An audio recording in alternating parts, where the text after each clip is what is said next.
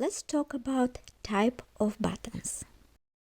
First, this is flat buttons. They can be with 2 or 4 or 3 holes. And this one is for short buttons. Usually they're small.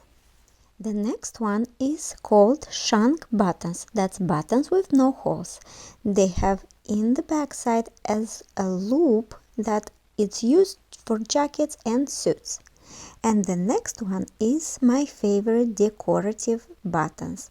I sometimes use them not only on clothes, sometimes as a decor or even earrings. And next one is also decor buttons, but they can be so different. The next one is called stud buttons or jeans buttons. Usually they use special machine to put them on in a manufacturer. Next one is snap buttons that are used usually for kids' clothes.